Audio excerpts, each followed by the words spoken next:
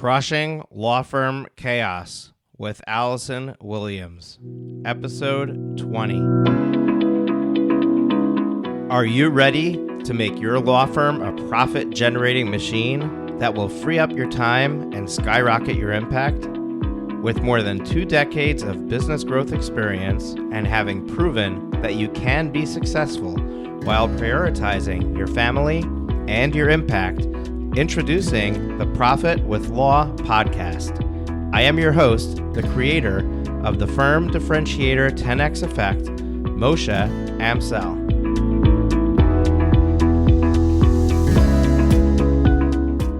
Well, hello and welcome to another episode of Profit with Law. This is a bonus episode, and you know what that means. There's going to be another epic interview coming in just a couple of moments here on the show. So today I have my dear friend Allison Williams on the show, and I say my dear friend. We have become friends over the last few weeks, actually, and this is kind of like a new relationship that has just taken off with so many amazing things happening. I had an opportunity to be interviewed in her Facebook group, and now she is going to be here, a guest on my podcast. I also recently had a chance to go out to lunch with her, and I'm going to have some additional opportunities to be working closely with her in the near future.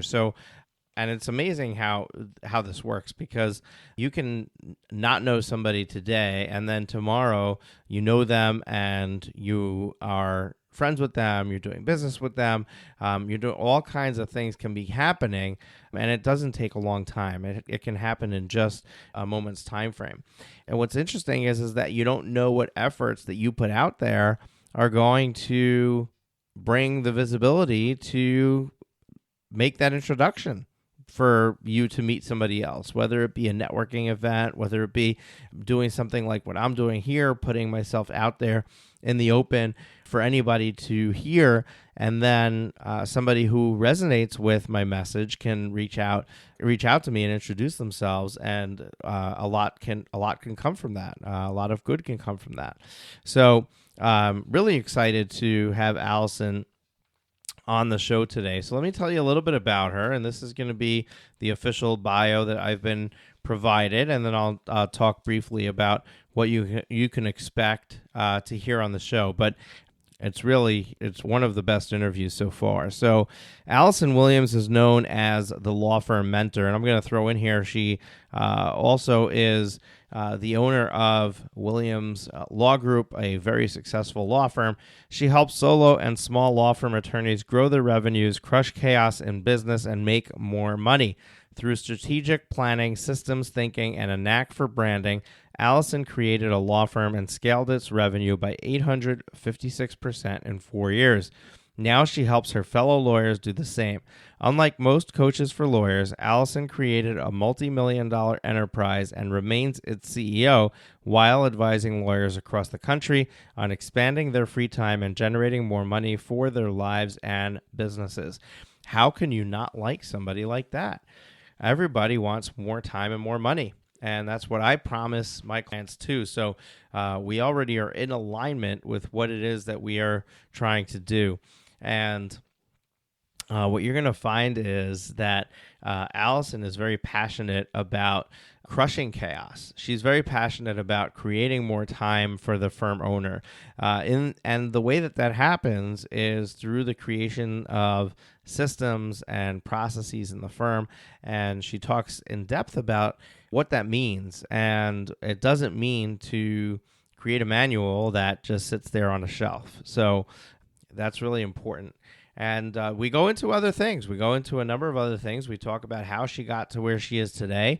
She talks about a near-death experience that she had, and you're going to have to tune in to see what that was and all the amazing pieces of information that she's giving. I guarantee you that you will walk away from this episode having at least one amazing takeaway that you can actionably take action with in your firm. So without further ado, let me cue up that interview. And here is my interview with Allison Williams. Allison, welcome to the show. Thank you so much for having me, Moshe. I'm excited to be here today. We are excited too because you are doing amazing things, and I'm going to jump right in and talk about that. But before that, I'm going to tell a funny story for our listeners, and this is about a name faux pas, and not the one that you're thinking of. So I recently was a guest on your show, or you're in your Facebook group, and we talked about Profit First with the members of your group. And whoever is not in Allison's Facebook group, I'll let her drop the name of the group in a moment because I don't know it off the top of my head. But it's a wonderful, hopping group of law firm owners and some great stuff going down there. But I was on this live interview, and my call booked right after yours was the person by the name of Alicia. And somewhere in that interview, I called you Alicia. I don't even know if you picked up on it. I corrected myself, but I'm terrible with names. And although we've already been acquainted for a while before that happened, somehow I got the name wrong somewhere in there. So that stuff happens. We're human. And I just wanted to start off relating that story and apologize for butchering your name in that live interview. Now, I noticed that this past weekend, you've been posting a whole bunch of stuff on Facebook about this retreat that you just held, and wow, did it look exciting. So for those of you who haven't seen Allison's posts, what she was posting about is she hosted a number of law firm owners in a weekend retreat where they went over systemizing and scaling their practice. And I'm going to let you talk briefly about your experience since you're coming right off of that. Now, this is going to air a little bit later, so it's not going to have been this past weekend when you guys are listening. But Allison, tell us what that was like for the experience for you as the law firm mentor and the experience for the people who were there going through that process. Sure. So, my company is Law Firm Mentor. And since you referenced it earlier, the Facebook group at issue is the Law Firm Mentor Movement. And so one of the things that I do in the Law Firm Mentor is I help lawyers grow their revenues, crush chaos in business, and make more money. And the crush chaos in business is probably my funnest part, even though it's the least sexy part of building and creating a law firm, which is creating systems. And so there's a lot out there in the market about how you need to have a system. And I think most of us have heard about Michael Gerber's book, the E-Myth. And there's the E-Myth for attorneys, and people know how to get the concept that they should be working on their business and not in their business. But I don't know that most lawyers really understand how to create a system so that it actually creates more time for the owner and more money in the process. So I think a lot of us get the idea that we should be having systems. So we think, okay, there needs to be a way that we do things, but we start at the wrong place. We systemize things that don't matter. We systemize in a way that gives us more things to do instead of other people that we employ. And what I really help lawyers do is focus on the way to create systems that's going to actually give them more time so that they can either be more strategic in growing the business or simply enjoy the time because they own the business and they should have that as a benefit of their employment.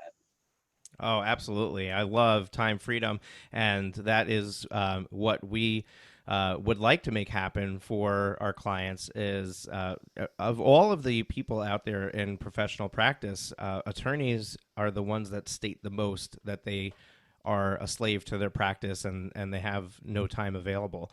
And those of you listening to this, many of you are going to be sitting there nodding your heads because you know that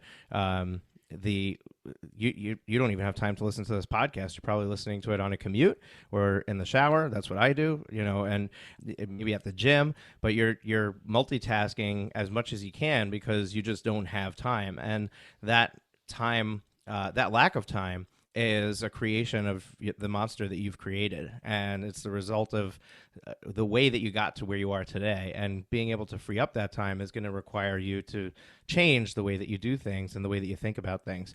So, Allison, on this topic, real quick, before we jump on from here into understanding how you got to be the law firm mentor, do you have any tips, one tip that you can throw out to people listening that if they were to want to go down this path and didn't spend the time with you this past weekend, what's one thing they can do today to make sure that they're starting to systemize the right thing in their practice? Oh, wow. That is such a broad question. Narrow it down for me. So, all right. So the one thing that people should do, there's so many components to this, but what I would probably say is the one that's going to make the most impact on people is they really have to look at how they are spending their time. Like you should be living and dying by your calendar. And so when as a lawyer, most of us either have a litigation practice or a transactional practice. You have things on your calendar like court appearances or client meetings. And we always make sure that those things go on the calendar, but people don't put other things on the calendar that have to get done. So what ends up happening is, you have to return phone calls and emails and write letters and negotiate, but you don't also add in time to communicate with your staff and communicate with people in the office that have to facilitate other work. So what ends up happening is you think that you've got 4 hours of time, but then with all the interruptions, it goes down to 2. And next thing you know, you're adding that extra hour and a half onto the end of the workday. So to avoid that, I tell people everything that they have to do in the course of a day needs to go on a calendar. It needs to be planned. And that includes time to talk to people, because all those interruptions are happening because you have not managed your people. Your people are running you because they are creating priorities for themselves, and they're making you responsible to respond to their priorities on their schedule. If you want to flip that, you have to tell people when you're available. I'm available to answer your questions between 2 o'clock and 3 o'clock. Come at that time. We will meet and we will address all the questions. And if you have other questions during that other time, you're going to figure it out. And when you tell people that they have to figure things out, miraculously they do. And if they don't belong in your law firm. That is so good. And I can just imagine the line forming outside your office between 2 and 3 o'clock for the Allison Williams Q&A for the law firm. But it's so good to be able to put all that stuff on your calendar and block it out. For me personally, I do the same thing. And where I'm going, like for example, right now we're doing a podcast interview. I'm actually going to move all of my podcast interviews to be only on one day of the week, so that this way, if I have multiple interviews, they're not happening throughout the week, but rather there's a day that's set aside for it. And I can make sure that my office will be quiet, I'll have the environment I need and the support that I need. And then this way, my team knows that at the end of the day on Monday, that's when we start post-production for interviews that occurred on that Monday, and it's not just haphazardly happening. So this is great. There's something that there's 2 things that I like to encourage law firm owners to do, and I'll throw in my 2 cents here as well. One is to take an inventory of what you're spending time on. And there's actually a really cool tech toy that you can buy called the Timular. So if you go to TIMEULAR.com, I think that I spelled it correctly, and we'll link it up in the show notes. And I can't give you that URL now because I'm not sure what the episode number is for this show, but it's profitwithlaw.com / and then 0 and the last 2 digits of this episode. So if you go to the show notes, I'll link it up there as well. The Timular is basically an 8-sided device that you mark what each side means. When you turn it to that side, it starts timing how long it's sitting on that side. So you basically just use that for a week to see what you're spending your time on. And if you're, for example, this past week, I got into playing Candy Crush when I was sitting in my daughter's room putting her to sleep. And at the end of the week, my phone was smart enough to tell me that I spent 11 hours on Candy Crush. And that was very embarrassing for me that, here I am, I'm so busy and I pride myself in being productive, and I wasted all this time on this game. But if I had the Timular, then maybe one side would be wasted time on games or social media or things like that. And every time I start browsing my phone, flip it to that side. So now I'm timing it. And then you can actually export into like an Excel spreadsheet and see where all your time is being spent. The other thing is I like using the DAD method. And the DAD method stands for delete, automate, delegate. So basically, you make a list of everything that you do, and this can follow what the Timular is, and then go through this process of first seeing what on that list could be deleted. Like you can stop doing that, and it's not going to affect your business. It's not going to affect anything in your life, and life will go on. And those are the things you immediately just exit, stop doing it, and remove it. The next thing is automate. Before you start delegating and using up expensive resources, what can you automate that you're already doing that technology or some other process can take over and do it for you? And then finally, the last one is to delegate. And this way, when you're done, the only things left are the things that really only you can do and nobody else. Now, the biggest challenge for law firm owners, especially when you're going out of solo into building a real practice is that you think you need to do everything. So you have to kind of really be honest with yourself about whether or not that thing can be delegated, and that can be a challenge. So I went off on a tangent here. Just wanted to find out about this wonderful thing you just did this past weekend, and sounds like it was a success, and a lot of people have been inspired.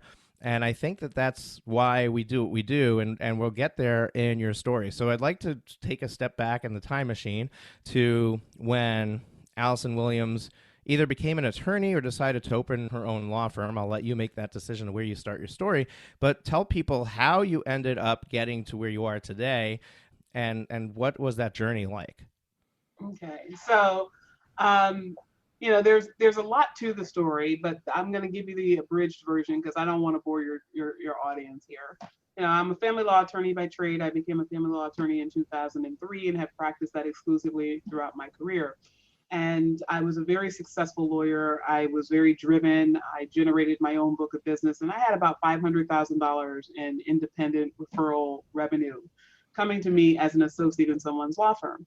So I went to them and said, hey, this title of associate is really bothering me and you need to change that. And one person said, absolutely. And the other one said, hey, we got to think about it. And I said, well, if you have to think about $500,000 walking out the door, then it doesn't deserve to be here. So I picked myself up, me and 43 clients, decided we'd go start a law firm. It wasn't quite that precipitous, but it was relatively close. I decided, and then a couple months later, it was done. And when I got there, I knew how to lawyer. I knew how to run my files. I knew how to run all over the state of New Jersey, helping people with child abuse and neglect cases. But what I didn't know how to do was to manage my time around lawyering and managing, negotiate the contracts, hire the people, oversee the people, delegate the work to the people, et cetera. And I was completely overwhelmed. And after the third or fourth very, very, very bad secretarial hire, I finally said, I'm going to do this on my own. I'll be a secretary from 6 a.m. to 9 a.m., a lawyer from 9 to 6, 6 again to 9 p.m. I will do a secretary. So I'll be 6 hours of secretary, around 8 hours of lawyering, and I'll find a way to get it all done. And I did for about 6 weeks until one night, ultimately, I found out the next day I was going to have my court calendar cleared. I was going to be in the office all day, and I was super excited to be productively getting things done.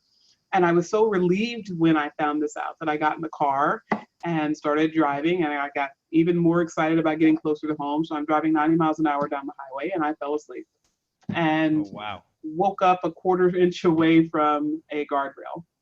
And at some point in time, that was kind of my aha moment that this law firm was going to kill me, literally, if I didn't do something. So next day, after kind of the meltdown and the breakdown in the middle of the road, I decided that I was going to do something. So I started looking for and found business coaches. And that was my first introduction to coaching as a concept. You think about coaching, you think about sports, you don't think about business, or at least at that time I didn't. And next thing you know, people started telling me, hey, here's a better way to do it. You don't work harder, you work smarter. You can find ways to move things around on your plate so that it all fits. And once I figured that out and really got myself into not just the business coaching, but mindset coaching and working with a wealth coach, I was able to very rapidly grow my revenues. And so over a 4-year period, I grew my revenues 856%. I now have a multi-million-dollar enterprise that runs itself for the most part. And I was able to spend my time doing what really filled me. And at that point in time, I didn't know what it was because I was out of the courtroom. I missed the courtroom, but I knew that I couldn't be the kind of lawyer and manager that I wanted to be if I was doing both. So going back to the courtroom was not an option. I found myself in love with helping fellow brethren. And in one coaching community in particular, people started asking my opinion, even though I was one of the clients. Mm-hmm. And I found very quickly that I had a knack for giving people strategic advice in a succinct way that they could execute, while also educating them about how to improve their worldview, their mindset, the way that they looked at things. And so I became a business coach and created Law Firm Mentor last year, kind of dabbled a little bit, didn't know what I wanted to do. I created a course, sold that, created a retreat, sold that, started some private coaching. And then I figured out that the most effective for my client was a combination of all of those things. So I created a year-long program. And so now I have a business that is going to be 5-fold over the size of last year's revenue in the coaching business in my second year. And, it is really premised upon my worldview, which is that we should never stop growing. So that's my coaching business, Law Firm Mentor, and our tagline is Never Stop Growing. That's amazing, and what a story. One point of clarification: I don't know if you know this, but I am a paramedic here in Rockland County, New York, and I do it because I enjoy it. It's not. It would never make enough money for my family to survive, so it's not a full time career for me. But I do it once a week now, and it's so fulfilling. But having said that, you tell this story about going 90 miles an hour and falling asleep.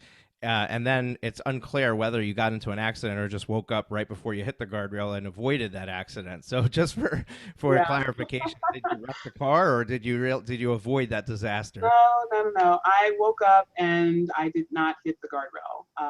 I like to say, and I tell people this very, very clearly, that God turned the wheel, because I don't have any recollection of my hands being on the wheel, let alone that I turned it. I just remember waking up and seeing the guardrail so close that it could have, I could have reached out of the car and touched it. And next thing you know, my car was swerving to the other side of the road. So I missed the guardrail. I had the scare of my life, but no physical ramifications from that. Yeah, there's a song for that. It's called "Jesus Take the Wheel." That's a Quite country literally, song. in my instance, I think that's what happened. It's a country song. Go listen to it. You'll relate to it.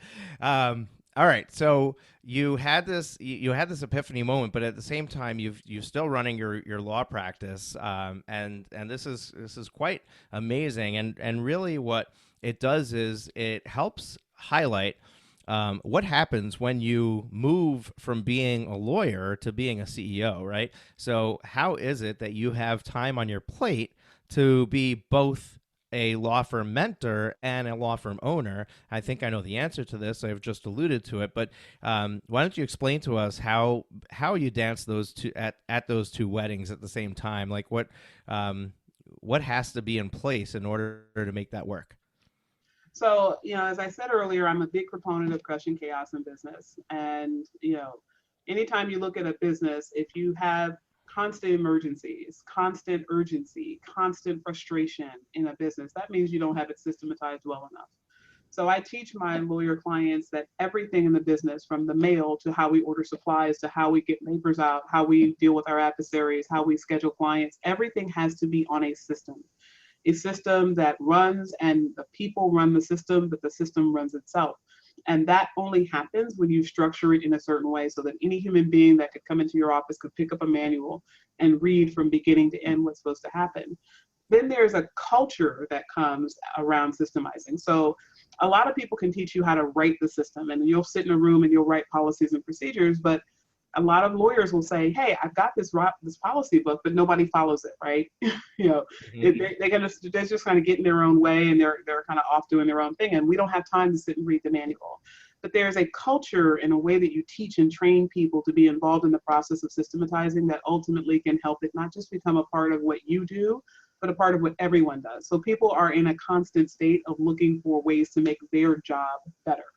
And when people take responsibility for not just doing their job, but owning their job and making it better, then you have people that are in a constant state of problem solving, so that you don't learn about the problems until they've actually been solved. So it is not at all uncommon that one day my paralegal will walk in and say, "Hey, the way that we've been filing motions, we decided to change that. Here's the new policy and procedure on that. Is this okay?" Yeah, sure, it's fine. What do I care? As long as it's filed, as long as it's ethical, as long as it's grievance worthy, grievance preventative, it's malpractice preventative, and it keeps the clients happy. I don't care whether you put A before B or J before W. At the end of the day, I just want the job done. And I think a lot of lawyers have so much control wrapped into the idea that they have to know everything, do everything, see everything, be everything, that they can't allow that to happen. So a lot of the process that I use with lawyers is really breaking them of that mindset and empowering other people to be the asset that you hired them to be. And when you do that, as scary as it is when you first start, yeah, stuff is going to go wrong, because they're not you, and they, at the end of the day, don't have anywhere near a vested interest in your business as you do. But at some point, you will build them up to the point where they care about their role in your business as much as you do, if not more, and they will then focus on problem solving in their space. And that just makes the business run without you. Yeah, absolutely. And Allison, this makes a lot of sense, and I could definitely see that when somebody gets hired, they might be handed a 60 to 100 page manual on how everything runs in the practice. and they also are told what are their duties and responsibilities. My question for you is, what do you do to make sure that the people who are supposed to be doing their job are doing their job? Do you have a piece of software that you implement? Do you have some sort of like project management piece that even something as simple as opening the mail and sorting it and handling it, that's actually being done? Just because somebody's tasked with it doesn't mean it's happening. So how do you stay on top of that? So there's a couple ways that we do that. First, we don't give anyone the entire manual when they walk into the office because that overwhelms people and that shuts people down. So we have about a 247 page or slide deck PowerPoint presentation that people sit and watch. And specific to their job, they watch that portion first, and they watch that multiple times throughout a 3-week training period when they join the firm, no matter what role they're coming into. But beyond that, in terms of compliance, it really is a matter of having people oversee them. And we don't like to think of it as having supervisors. We like to think of it as having mentors. Mm-hmm. So the office administrator is going to mentor the receptionist. The lead paralegal is going to mentor new paralegals coming in. The lowest totem pole paralegal or the paralegal who's the base paralegal is going to oversee legal assistance and so forth.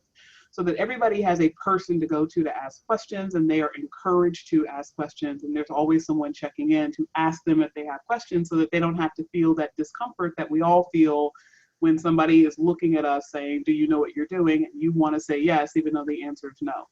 So as you go through that process, there's somebody that's teaching and training and overseeing systemically, not as a sporadic kind of an afterthought, like, hey, I caught you doing something wrong, but looking for how you're doing things so that we can make sure that you learn the process of the firm before you're cut free. And then once you're cut free, there's check-ins and things like that. I do not have any type of software like there's some programs out there where you can check the number of keystrokes on a computer or, kind of have spyware, if you will, on your employees. If I feel you need that, you're just not equipped to work in my office. Totally. I makes 100% sense. And I think that having oversight is important, whatever it is. So in your case, you're a proponent of having people oversight. There's definitely technology tools that can do it. And I wasn't referring to keystroke counters and stuff like that. Obviously, micromanaging in that way is not healthy for anybody in the environment. And although it may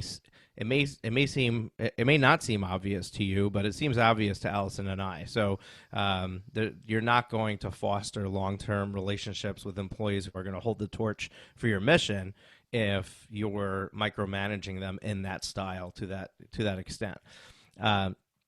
So we talked about how you became a successful lawyer, kind of. We talked about the fact that you became a successful lawyer. What's interesting about your story is that you started your practice with a book of business of $500,000, and then you struggled with how to be a CEO in your firm. Many attorneys are not starting their practice that way, and you may have opinions about whether that's the right or the wrong way to start it. But for somebody who hasn't been fortunate enough to step into their firm with that kind of book of business and activity going on, what do you think that they should do to get there if they haven't figured out how to be the rainmaker beforehand?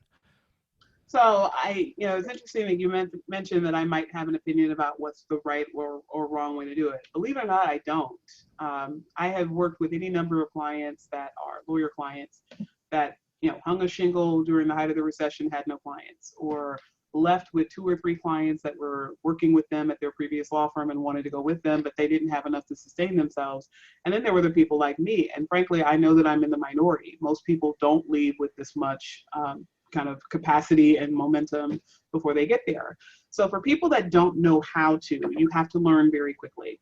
One of the things that is a big kind of buzz phrase or catchphrase that we use now in the market is the idea of networking and how to network more intelligently. And I'm a big fan of Bob Berg and his book, Endless Referrals, and I think he creates a great system for people to network. But one thing I tell people all the time is that, I didn't become successful by networking. When I was earlier on in my career, I was very socially awkward. I did not like being in a room with more than 1 or 2 people. I absolutely hated having to go to functions where I was expected to engage with strangers.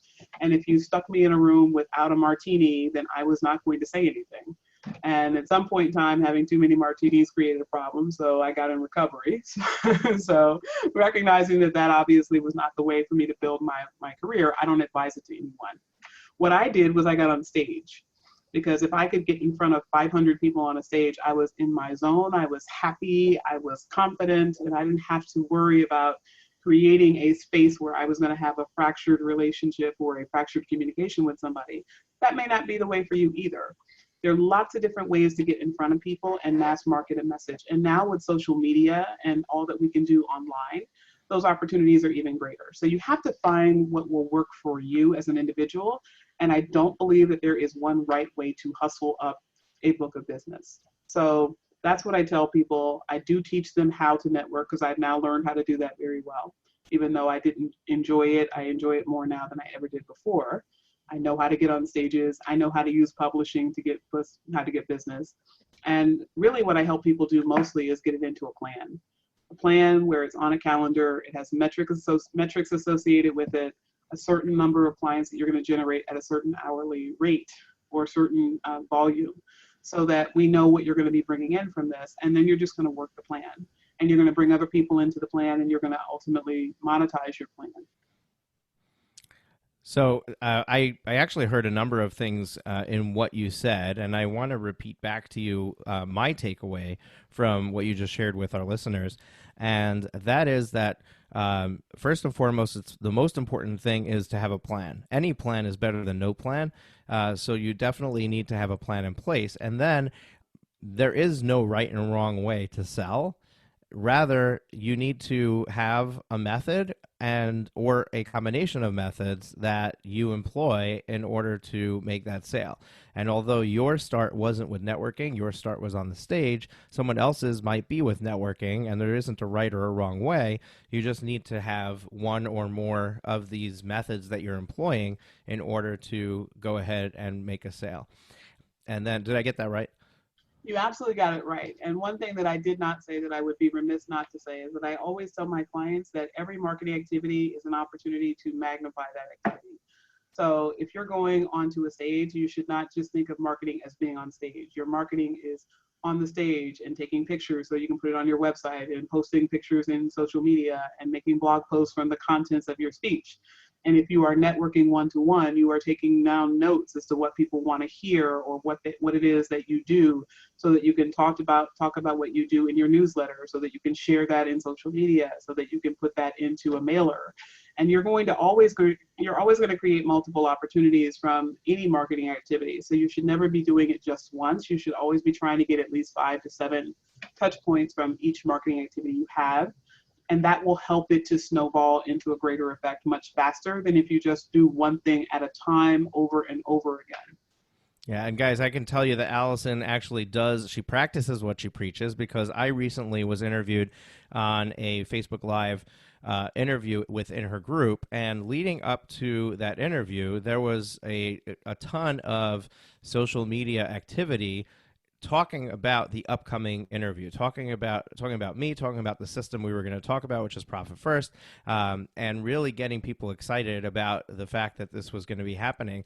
So even people who couldn't make it were now recognizing, oh, I need to go back and listen and watch that replay, and that boosts the viewers of the material, and in turn the currency that you're building with your potential clients at some point doing business with you, because there needs to be a certain amount of currency exchange in the pre-sale efforts for somebody to believe that you're the right person for them. And that happens, the more of these touch points that you create, the more of these activities that you create, the more valuable you are at the end of the day, the easier it is to close that sale. And another thing I want to point out is that you said that your marketing that worked for you was being on the stage, because networking was very awkward for you. You didn't know how to do it. And I just want to point out that a lot of the options out there to create content, to put yourself in front of an audience, is being on stage. It's just a different type of stage. It may not be a live audience, or even in social media, you can have a live audience. So you can do Facebook Lives, Instagram Lives. You can post, you can create blog posts, you can do what I'm doing, you make a podcast. There's a ton of ways to actually be on stage in front of your audience without getting booked to go to an event and be on stage there. So if you're sitting there wondering, how in the world am I going to get booked? Where are these events? You could do that, but that's not the only way. There's other ways to end up in front of your target customer, and the key is just to put yourself out there. And if you're not putting yourself out there and you're hiding behind your, in your office with the door closed and hoping that your listing on Avo and the Yellow Pages is going to get you the clients coming through the door, you're sadly mistaken. 1000% true. And you're so right about the idea that you don't have to get booked on a formal stage. I mean, nowadays, I tell lawyers this all the time. It is not hard to get booked on stage. I mean, even for paid stages, I've spoken for universities, I've spoken for legal conferences, and I've been paid for those. But even those were not hard gigs to get. You just have to know the ropes of getting the right organizer and having that conversation about what is it that your audience needs to take away. So if you think about that and apply it to what you're doing, creating your own platform, the question is, who am I serving and what do they need to hear? And if you start to put content out into the marketplace that people need to hear, they're going to drive more people like them to hear you. So you get one or two lawyers, and next thing you know, they're telling their one or two lawyer friends who are telling their one or two lawyer friends, and it's snowballing. So when I first created my Facebook group, I drove ads to get people aware of my group, and I got in a quick 100 people. And then after that, it would be like one or two here and one or two there. And now we add usually about 20 to 25 people a week into the Facebook group. And that's all organic. I'm not running any ads for that. It's just people seeing that they got something out of the interviews that are there, the content that's there. They're getting questions answered. They're engaged. People are talking in the group. They have, camaraderie. There's a community. And the next thing you know, it grows on its own. And so that gives you that much more of an opportunity to accelerate the message that you're putting out into the marketplace. So good, so good. All right, I hope you guys are taking notes. I want to switch gears here and go into you as a law firm mentor. You mentioned at the beginning of the interview that you didn't know what your zone of genius was. And I think that, judging by the posts that I saw this past weekend, you've probably discovered what that zone of genius is. So can you share with us, what is a zone of genius? What is your zone of genius? And how are you filling those shoes now as the law firm mentor? Sure. So, a zone of genius is your sweet spot, right? It's the thing that you do that's natural, that lights you up, that gives you energy, that makes you happy, that isn't work, that isn't drudgery. And for some lawyers, that might be being in a courtroom. For other lawyers, that might be advising your clients. For other lawyers, it might be networking to generate business for the law firm. But you have to figure out what it is that you enjoy doing, that you would do if nobody was paying you and you were just in the zone doing what you're doing. And I very quickly found that it was in the process of teaching and coaching people, asking them difficult questions, helping to guide them to a level of understanding that they didn't have before, sharing how to break down the information that came in a big chunk from someone else into bite-sized pieces that they could digest and then go do something with it. And then, of course, giving them the motivation and the self-esteem boost that they would need to ultimately believe that they could. And so putting that all together, I created Law Firm Mentor, and I realized that not only is getting the content necessary, but getting the support to implement the content is necessary. Because what a lot of us do is we go to these events and we get all charged up, we're all excited, we meet wonderful people, we take our notes, we're immersed, and then we go back to life as usual. And very quickly we go into the office and some catastrophe has happened, somebody is needing us, they're calling us all the time, and we're back into the headspace of doing it the way we used to. And you need somebody who can see you breaking down in order to catch you before you're completely broken so that you can resume where you were when you first left that event. And that's what I help to do for the lawyers that work with me all year long. They leave the program and then they are starting with their to-do list. These are the things I'm going to implement. I've got my action plan. And then when we get on the phone, the first thing that we cover is, what did you do from the last time that we spoke, and what are you going to do before the next time that we speak in order to get this done? And what you find is kind of having that retrospective, this is what we did before, and that prospective, this is what's coming up, gives people a level of momentum that they oftentimes can't create on their own. even lawyers that are smart, dedicated, hardworking, there's only so much bandwidth we have, and there's so many things drawing on our attention now that we really have to have focus. And a coach is somebody that really helps you to get that focus and keep you on your toes. That's awesome. That's and honestly, like, um, I'm in a very similar boat. So, and my listeners know that I as well coach law firm clients on their law firm growth, and so much of what lights me up is just being able to help others. That's why I became a volunteer EMT when I was 18, and still work as a paramedic today. That's why I love kids and the whole experience of being a parent, and it's just my personality to be there for others, and to the extent that sometimes I make the mistake of not making time for myself and I put everybody else first, which is to my detriment. But the reality is that there's for people who thrive on that, then finding something that you're going to be helping people and changing lives basically really can light you up. And it's easy to see that is when you're fully on fire, when you're having a weekend like you just had. So kudos to you for finding it, because a lot of people tread through life, waking up every day, dreading going to work, dreading what they do, because they haven't figured out what their zone of genius is. And like you said, with the way you so succinctly described it, the zone of genius is basically what you would do if you weren't getting paid to do it. And I think it's kind of a little bit cliche, because people were like, no, I'd be sitting on the beach soaking in the sun. But the truth is, if you really thought about it, how many days would you spend on the beach before you got bored of that? And, so what does really excite you? That when you're doing it, the time just flies by, and you don't even realize it happened, because it just went by so fast, because you were just in the moment, really living and enjoying the process. That's really, where your zone of genius lies. So, Allison, what kind of outcome, when somebody works with you for a year, what kind of outcome can they expect to happen from that? And I want to preempt this with saying, I'm not putting you on the spot to give any sort of guarantees. I know as well as you do that their work is really what drives the outcome. Their ability to be coached, to be coachable, to implement what they're being taught, and to actually do the work is what really drives the outcome. But if somebody were to do everything that you guided them on the steps of growth to do, what kind of growth should they or can they expect if they worked with you for a year? So that's a great question. What my clients get out of working with me varies from client to client, depending on what their goals are coming in. But I already have 2 clients that have already tripled their revenue in terms of what they're on pace to do by the end of the year, just from making some very small tweaks in their business.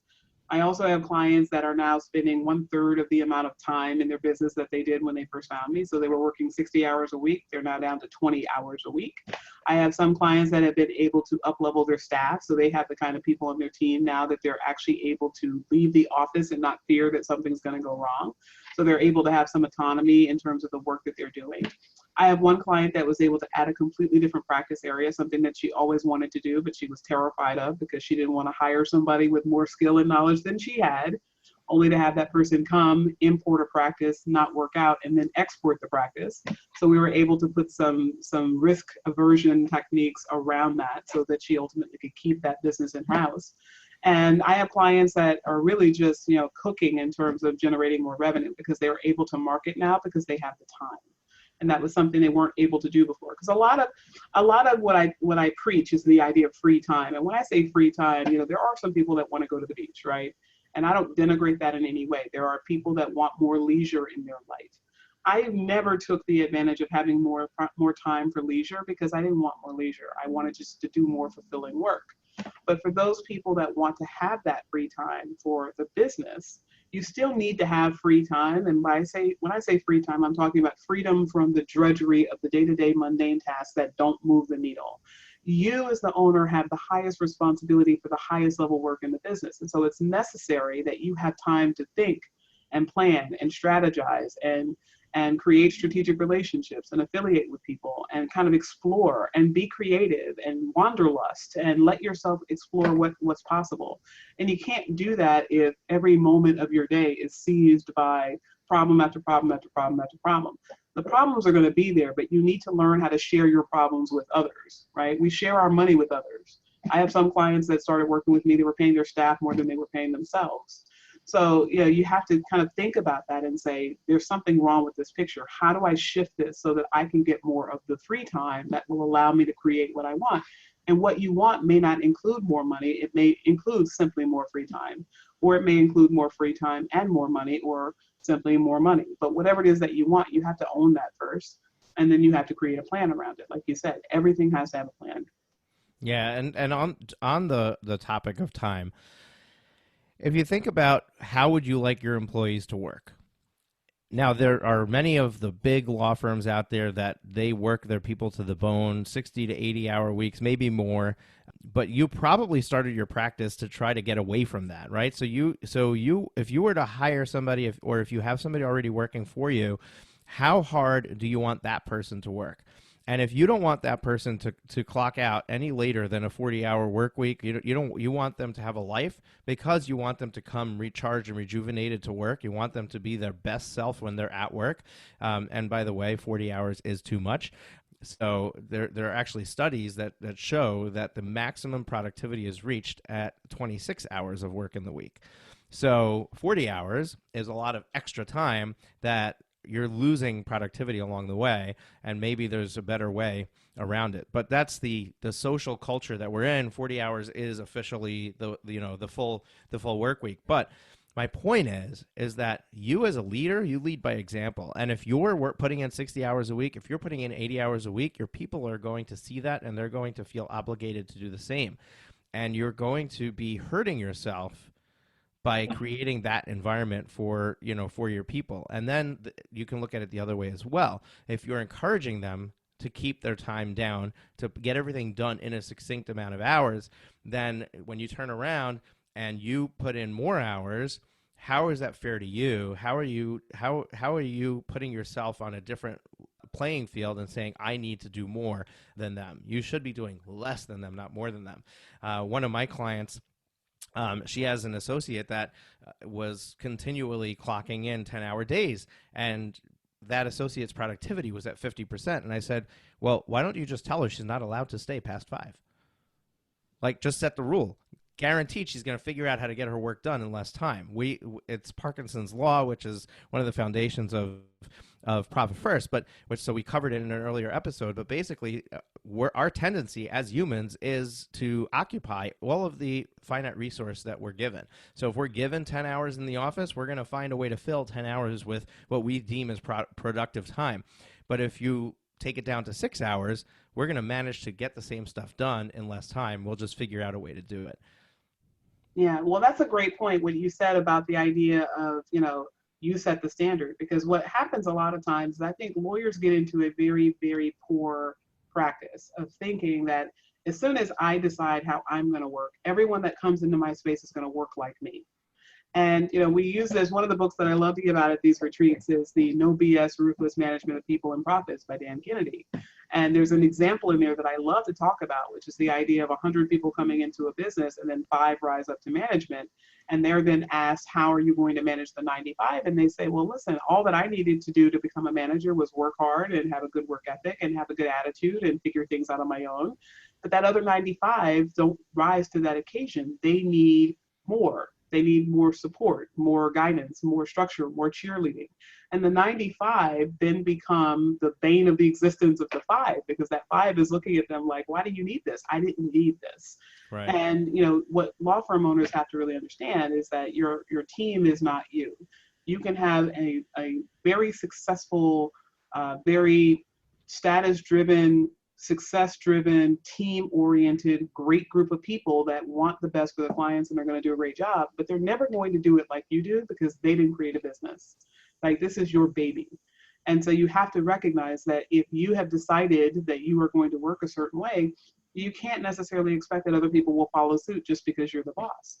And at the other side, like you said, you shouldn't be taking on the responsibility to work 8, 9, 10 o'clock at night while everybody else is strolling in at 9 and strolling out at 5, because that resentment that you build up inside yourself is only going to harm the relationship that you have with your team, and it's ultimately going to erode the morale of your office. So you have to have a healthy balance for yourself and for your team. And whatever it is that you both commit to, you have to be fair to yourself and say, my standard is this, the standard that I require of my team is that. And if everyone signs on to that, then you should have fairness in the relationship. If not, you're going to have a problem. Yeah, absolutely. And going back to what you said earlier about what people do with their time, I have been working really hard to create a couple of hours of my day after I drop my kids off at daycare to be able to go and exercise. And that's something that I've always put as a back seat in my life. And I'm working really hard to make sure that that is sacred and blocked on my calendar and something that I'm able to do because I need to be around. Like there are people who need me.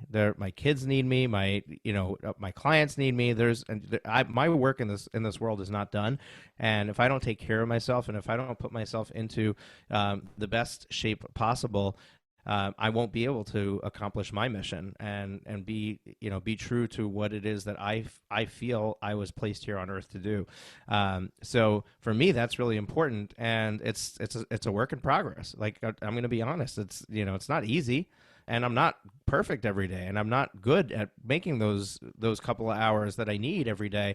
But I'm really trying, and that's really a big focus of what I'm trying to do personally to free up some time so that I can, without guilt, spend that time on myself. That is so important. And it's also important to be an example for my kids. Running a household is the same as running a business. You lead by example. And if I'm not making time for myself to exercise and my kids are watching that, then how are they going to grow up? They're gonna add to the obesity problem in America instead of being really careful about themselves.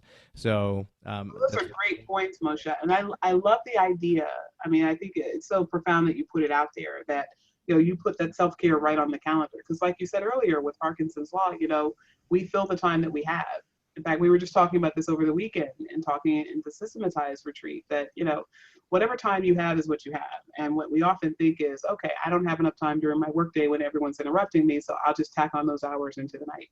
And the next thing you know, you're exhausted, you're not productive, you're not successful, and it takes you that much longer to do the task the next day because you're not well rested. And so taking care of yourself should be at the epicenter. But there also is something to be said for structuring your time. And there are some people that are just better at it than others. Some people can put everything that goes into a day on a calendar and say, if it's not done today, it must not have been that important. Other people, their time just kind of flows and flows and flows, and they have a very unmanaged mind and an unmanaged time. So I always recommend to people that if you have any difficulty with that whatsoever, you have to not only hold yourself accountable, but you have to empower other people, even people down the food chain, to hold you accountable. Everybody knows what's wrong with you. You just don't like to acknowledge it. So we try to hide out, but people know what's wrong with you. People know if you're not good with time. People know if you're disorganized. People know if you forget things. And if you have those characteristics and you share with your team, look, I need your support in this area. I'm never going to get around to doing X unless you come and interrupt me and stick it under my nose and say it has to be done. And I'm not going to yell at you and I'm not going to fire you. I need you to be a little bit abrasive here and make sure that I get this done. People will appreciate that. And then they become your best allies in helping you to overcome your weaknesses. Absolutely. It's so true. And this is profound. And you know what? So many of us struggle with this time thing. And if we can just take some takeaways from this, first of all, the fact that I want to start my day with 2 hours of exercise, some people listening to this are like, what are you talking about? I do that at 5 a.m. By 7 o'clock, I'm done and I'm ready to start my day. Well, you know what? Everybody's different. Everybody works in a different way. And for me, I got babies and, a 2-year-old and a 3.5-year-old who there is absolutely no telling what time their day is starting. And therefore, I can't be out riding a bicycle at 6 o'clock in the morning if my child might wake up and need me. So for me, that's my priorities are, take care of the babies in the morning, then get my day started. So I need to do that. So you have to know what your own personal responsibilities are, where your priorities lie, and figure out what works for you. And I have a book recommendation here, and that's Atomic Habits. And I don't remember the name of the author, but Atomic Habits is a great book about how to create habits in your life. And if you struggle with this, which a lot of us do, this is at the core of some of the time management issues that we have, is just being able to create new routines for ourselves. And that starts with changing how we think of ourselves. And if you, for example, for me, if I think of myself as somebody who is constantly struggling with weight, then I'm going to continue to struggle because I'm going to create these own blocks in my path to create failure when I am trying to achieve success in that area. But if I change my my way of thinking and say I am a cyclist, then I'm going to make sure that I can live up to that expectation. So I need to make sure that I can actually go out and get a couple hours in every day of cycling, and be able to on the weekend do a 100-mile bike ride, and to be able to talk about it as if I am a cyclist, because that's how I am identifying myself now. So there's so many things that you can do to break the cycle and start new habits. So definitely check out the book Atomic Habits. It's such a great read anyway. And just get really clear on where your priorities lie and start putting things on the calendar, like Allison shared with us, is so important. Yeah, well, that's a great book recommendation. And I love the thought of really managing your mind as the starting point of it, because all the things that we do or don't do in business really derive from how we think about the circumstances of our life. If the circumstance is something that's triggering to you or gives you a negative thought pattern, it's just going to go downhill from there. And you're not going to take the action that's necessary to get the results that you want, because the circumstance is going to lead you to have thoughts that are going to head down a negative path. But when we start to redefine ourselves, which really starts with our thoughts about circumstances, we can start to make major changes in our life and in our business. So a lot of what business coaching helps someone do, at the heart of really the coaching aspects. I know there are a lot of people out there now that call themselves coaches, and all they do is just kind of brain dump ideas on you as to how you can make your business better. That's not really what a coach is. That's a consultant. But a coach is somebody that really goes into the questions of how you are thinking about things, and helps you to reframe your thoughts about different activities. And health is one, business is one, wealth is one, money is one, relationships. There's so many different areas of our life that are just, really screwed up because of the way that we think. And we don't really stop to think about how we think. We just think our thoughts and believe that they're now the truth, and we act based on that truth. But when we really stop and reframe, that's when we can start to make major shifts. And I saw those major shifts start to happen in my life. That was how I went from a couple $100,000 to a few $1,000,000. I was able to really reconceptualize how I saw myself, how I saw the people I worked with, how I saw our work, and it made life a lot better. And so I'm committed to helping law firm owners to do that as a part of the role that I have as law firm mentor. I do that for my paying clients. I also do that in my free community. I want every person that encounters me that owns a law firm to know that there is freedom in owning a business, and it's not the drudgery that we've made it into. We just have to change the way we think about it. Wow. So guys, go back and hit rewind for about 3 or 4 minutes and listen to that just a few times, because Allison threw some really, really powerful stuff into what she just said. Pay attention to what is your thoughts, what's your beliefs, what's your identity, and that's the crux of it all. If you can start to figure out what is causing you to believe certain things, and realize that those are not truths, those are just beliefs, and then what you need to change in order to change that belief, you can change your identity and you can become a totally different person. So we can do a whole nother episode just on that stuff. I mean, there's people who that's their whole business, is to help you figure that stuff out. So, but it is pretty profound. And if you really listen carefully to what she just shared, that's golden right there. And that's going to be the key to your success. So, Allison, as we get to the close of this interview, I know that you do have another retreat coming up, and I'd like you to share with our listeners what it is, and how they can express interest in it. And I have a couple of questions about it for you as well. Sure. So as a part of Law Firm Mentor, I do several retreats, and there are 4 core retreats. There's There's marketing and sales that we help people with so they can get more money, and there's people and systems that we help people with so they can get more free time. And coming up August 3rd and 4th is our sales retreat. And that is not just sales in general, that is sales specific to law firms and to lawyers and non-lawyers selling legal services. Because one of the things that I am committed to, both in my law firm and to helping other clients, is the idea that selling a legal service is no different than selling a widget. It is selling something that value to another person and having that person exchange what is lesser value to them, i.e. their money, for what is greater value to them, which is the outcome that you are offering them.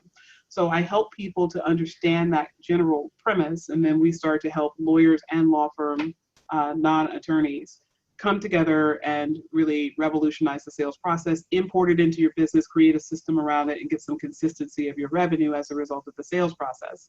So these retreats are 2-day retreats. They are held in my lovely 9,000 square foot office in Short Hills, New Jersey.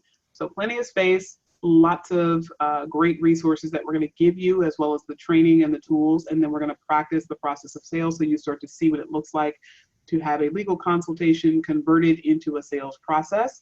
That is, again, August 3rd and 4th. And if anyone is interested in that, you can go to our website, lawfirmmentor.net. And the specific page on that is /legal-sales-retreat. Again, legal-sales-retreat. Great. So if anybody is interested in learning more about the retreat, about the process of selling for your firm, definitely go and check that out. Now, August 3rd is a special day for me. It's my birthday. So I expect to see a birthday cake and candles being blown at your retreat.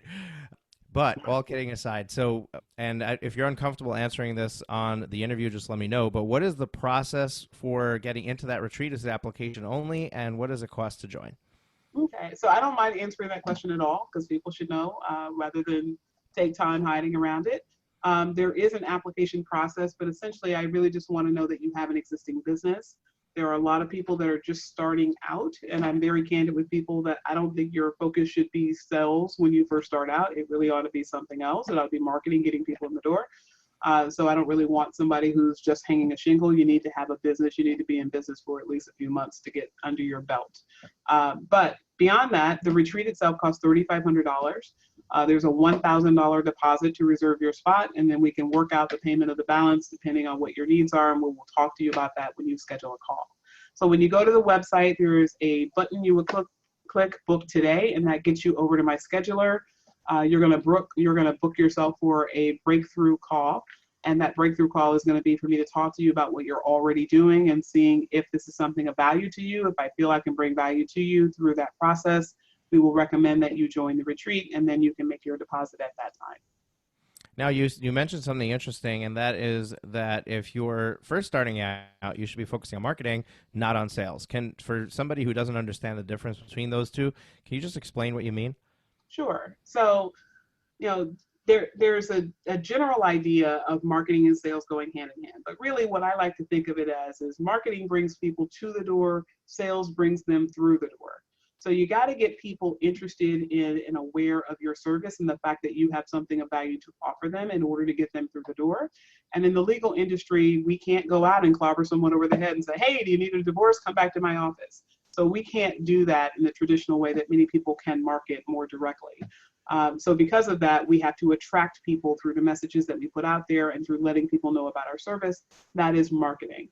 Sales is having the conversation with the person once they get there in order to get them interested and to get them to the point where they recognize they need to take action.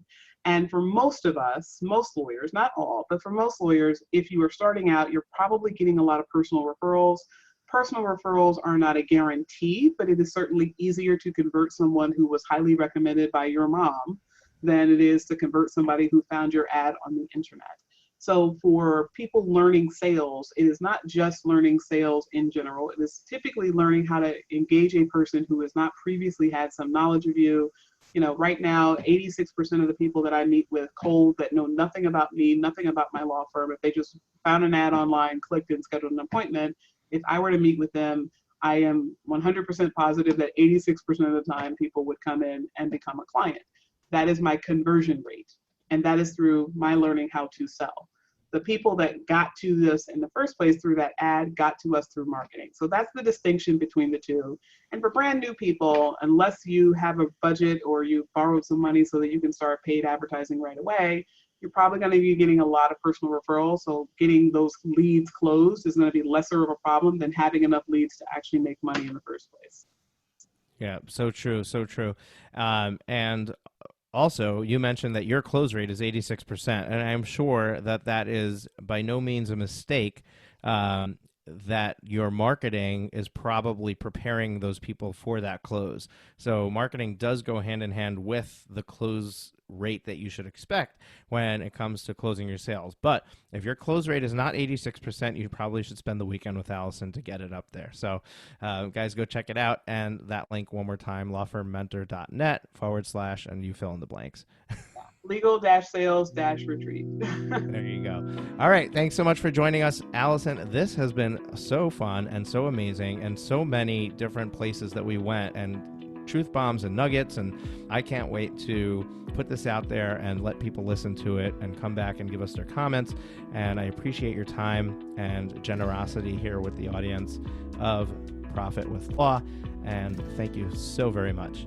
Yeah, this was great, Moshe. Thank you so much for having me. I hope everyone got something out of it that they can use, and I can't wait to hear the episode live. Have you been enjoying the show? We sure hope so. To make sure you never miss an episode, be sure to hit the subscribe button in your podcast player app. Next week, we will be back with more valuable resources and ideas on how to break the mold and take your law firm to the next level.